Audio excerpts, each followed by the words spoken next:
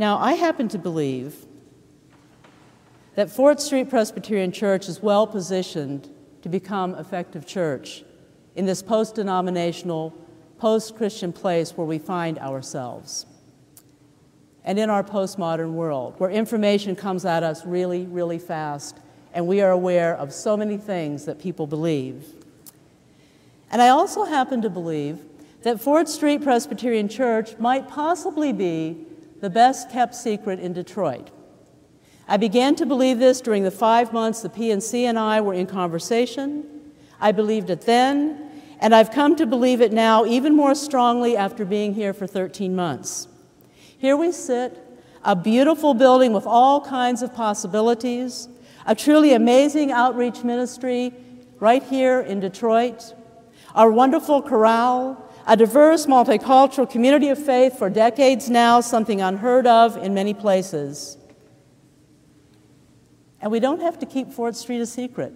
We can let people know that we're here with something to offer that is worth walking or driving a mile or two, or maybe 10 miles round trip, or even maybe 35 or 50 or nearly 100, past a gazillion other churches just to be at 4th Street. Okay, now I want a show of hands here. How many of you will make a 75-mile or longer round trip today in order to be here at 4th Street this morning? 75 miles or longer round trip. Keep your hand up.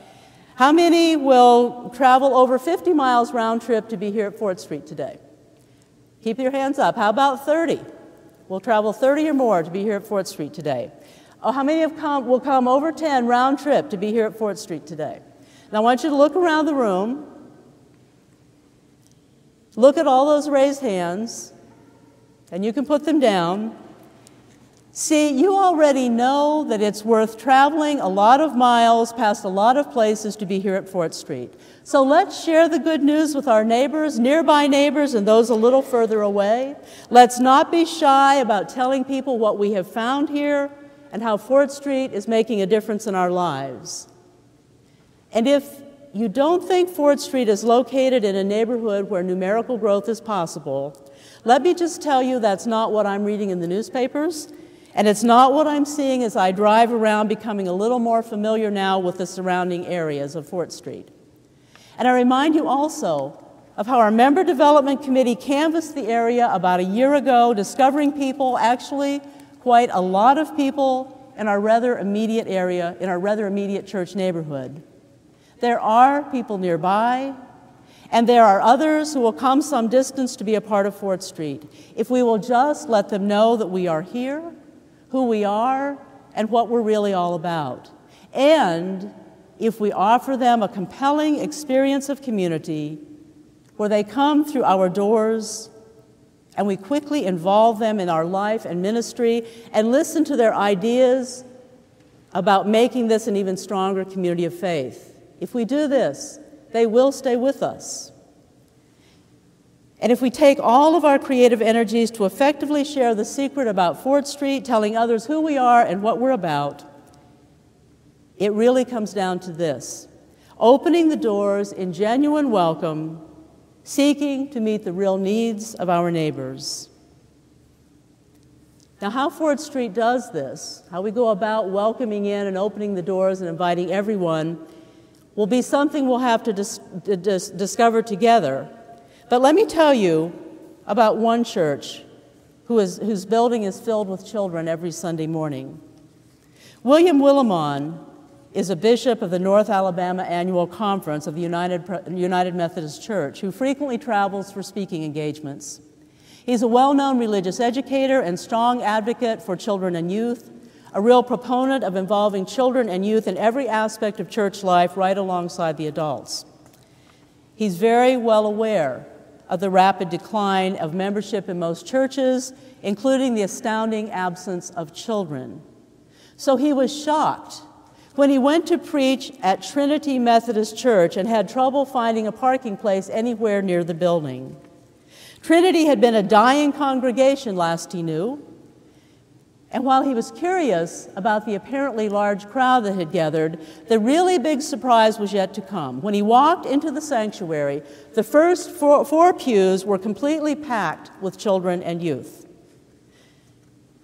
Commenting on how rare it was to see so many children in church, the pastor replied, "Only 4 of those kids are related to anyone in the congregation," to which Willimon responded, "What? Whose children are they?" And the pastor said, "They belong to Jesus. He's loaning them to us for a while to help turn this thing around." The pastor went on to explain, they were almost blessed to live in a place where government and social services were really bad. The church had worked out a deal with the county police. When the police go in to bust up a meth lab, children are usually present. So the police call the church, and within 30 minutes, day or night, the church has trained people on the scene to rescue the children and give them a safe place to stay while the courts work things out. The church works with the family court judge and has 6 families that are certified foster care parents. Half of the children in this church are only allowed by the court to live at home with their own parents if the church certifies the church is working with the parents on how to properly care for their children. Trinity's Children's Church School is so good, and children love it so much, and it is so exciting. A couple of parents actually used the threat of missing church school if their children didn't behave. As Willimon listened to this story, his eyes filled with tears as he witnessed before him a transformational community of faith. And as a processional into the worship service began, the pastor said, "Those children have given us more than we have given them. Like Jesus said, when you receive one such child in my name, you receive me." Now, each congregation has to find its own mission to which God is calling in its own time and place.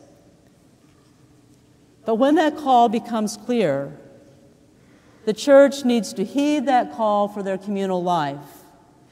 And if it does, the congregation will become a thriving, growing community of transformational power, making a difference in people's lives, both within the church and outside its doors. Whether or not we like the idea of living in a postmodern, post-denominational, post-Christian world, that is indeed where we live. This is the context in which we have to figure out how to be church. A relevant church which includes an experience of genuine community, sensed as soon as you walk in the door, and deepening with meaning the longer you stay. Spiritual experience that is deep and broad, with God making a difference in people's lives and with members unafraid to talk about what God is doing for them and what it means to live in this community of faith.